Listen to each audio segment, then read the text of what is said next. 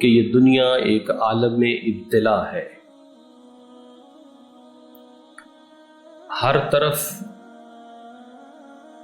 جہاں بھی نظر دوڑائیں ایک ابتلا کی کیفیت ہے کہ ہر کوئی شخص کسی نہ کسی آزمائش میں مبتلا ہے.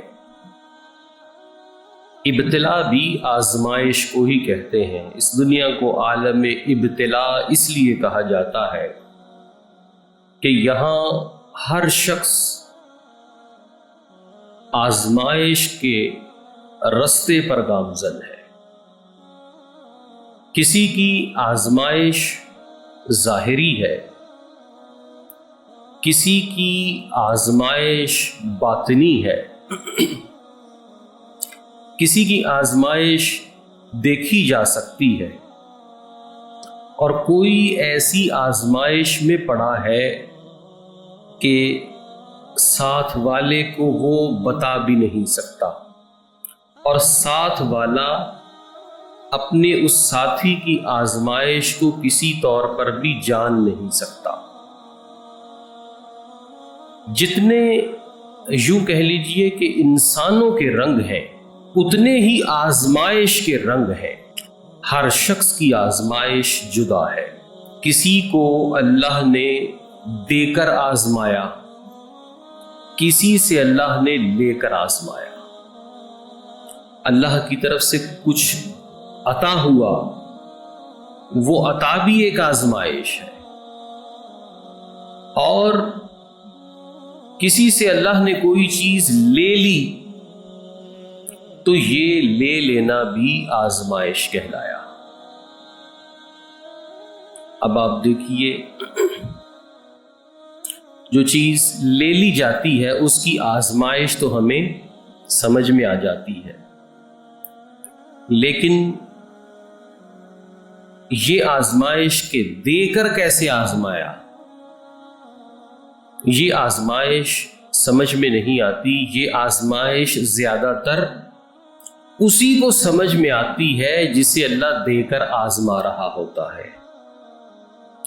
کتنے ہی صاحبان اولاد آپ نے بھی دیکھے ہوں گے کہ وہ اپنی اولاد کے ہاتھوں زچ اور مجبور ہو کر یہ کہنے تک مجبور ہو جاتے ہیں کہ مجھے اللہ اولاد دیتا ہی نہ. ہے کہ نہیں ایسا؟ یہ ہمارے معاشرے میں عطا پر آزمائش کی ایک زندہ مثال ہے. اور پھر ایسا شخص ہے کہ جس کے پاس مال و متاع کثیر ہے، لیکن ڈاکٹر نے اسے اتنا سا میٹھا کھانے سے بھی منع کر دیا ہے، اتنی سی چکنائی کھانے سے بھی منع کر دیا ہے، اس کی زندگی میں ابلی ہوئی سبزیاں رہ گئی ہیں.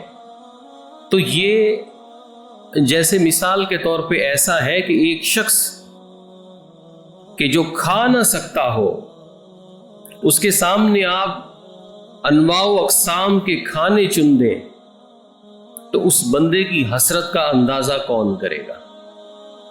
کہ ایک بھوکے شخص کے مثال کے طور پہ بھوک لگی ہوئی ہے، لیکن آپ میں اور مزیدار کھانے کے بیچ میں ایک شیشہ حائل ہے. آپ دیکھ سکتے ہیں، کھا نہیں سکتے، سونگھ سکتے ہیں، کھا نہیں سکتے. تو اتنا مال و متاع ہونے کے باوجود جو شخص ابلی ہوئی سبزی پر آ گیا ہے، اس کی حسرت و آزمائش کو کون سمجھ سکتا ہے؟ اور یہ وہ عطا ہے کہ جو اللہ رب العزت نے دے کر آزمایا ہے. اور جو لے کر آزمائش کے معاملات ہیں وہ کثیر ہیں، اور جو لے کر اللہ تعالی آزماتا ہے وہ آزمائش دے کر آزمانے کی آزمائش سے زیادہ کڑی اور تکلیف دہ ہے. اسی لیے نبی کریم صلی اللہ علیہ وسلم نے جو ہمیں دعائیں تعلیم فرمائی ہیں، اس میں ایک دعا یہ بھی ہے کہ اے اللہ میں تجھ سے تحویل نعمت سے پناہ مانگتا ہوں،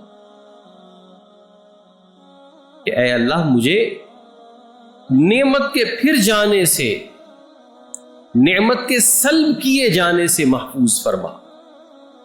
एक शख्स को नेमत नहीं मिलती, उसका मामला अलग है, लेकिन एक शख्स को नेमत मिलती है, नेमत मिलने के बाद जब वो नेमत छिन जाती है तो फिर ये उसके लिए बहुत तकलीफ दे मामला है। इसलिए हुजूर अलैहिस्सलाम ने ये दुआ तालीम फरमाई है कि ऐ अल्लाह मुझे तहवील नेमत से महफूज फरमा। हमें भी इस चीज़ को अपनी दुआ में शामिल रखना चाहिए कि ऐ अल्लाह नेमत के छिन जाने से हमें महफूज फरमा। सेहत, दौलत, आफियत, हर चीज़ अल्लाह की नेमत है, औलाद, हर चीज़ अल्लाह की नेमत है। तो नेमत का सल्ब हो जाना ये भी एक इब्तिला और आजमाइश है।